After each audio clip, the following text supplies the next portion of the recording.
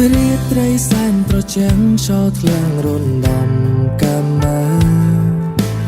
នឹងដល់គូសង្សារដែលបានឃ្លាតឆ្ងាយ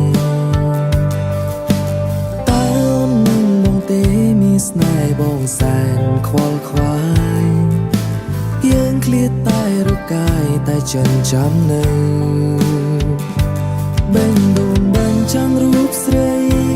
រាល់រឿងថ្ងៃឃើញតែទៅចិនចង់ស្រែកហៅព្រមនឹងចាំໄว้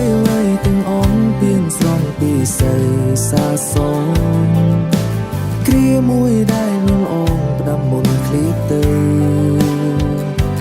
ពេលឃើញផ្ទៃមេឃប្រែពណ៌ទ្រង់ញ័រកាត់ក្តីមងសៅខ្លាចតូនមាននៅក្រៅមកចងចិន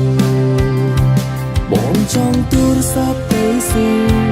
ខ្លាចមិនគួររំខានធ្វើមិនក៏បានរូពីដំណឹងបាចាជាអង្ក្រាក្រែងឆ្កងឃ្លីប្រលឹងរីត្រីថ្មនឹងចង់ជួបចចា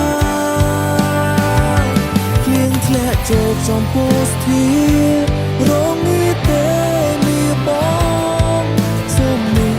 ប្រាប់ផងថាខ្ញុំព្រួយអូនលំបាកណាស់មែនទេតើមានអ្នកណាជួយទ្រង់សែនព្រួយលើម្ចាស់ស្នេហ៍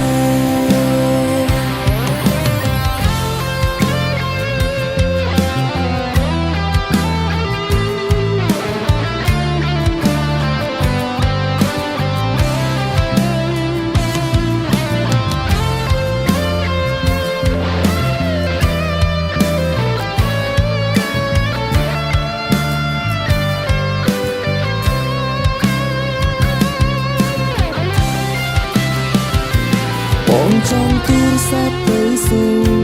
ខ្លាចមិនគួររំខានធ្វើមិនទៅបានរូពីដំណឹងបើចាជាអង្ក្រាក្រែងឆ្កងឃ្លីប្រលឹងរីត្រីថ្មនឹងចង់ជួបចចាភ្លៀងធ្លាក់ចូលចំពោះស្ធារងនេះទេបងសូមនេះប្រាប់ផងថាខ្ញុំព្រួយអូនលំបាកណាស់មែនទេតើមានអ្នកណាជួយទ្រង់សែនព្រួយលើម្ចាស់ស្នេហ៍បើអូនលំបាកយ៉ាងណាសូមបើវិចារប្រាប់ផងព្រោះអូនមានបងស្មោះភក្តីបងនឹងជួយទ្រង់យ៉ាងមិនឲ្យស្រីលំបាកទេសូមកែវមានមេជឿចោស្នេហ៍សូមទេវតាជួយថែផងជួយคุ้มครองឲ្យហើ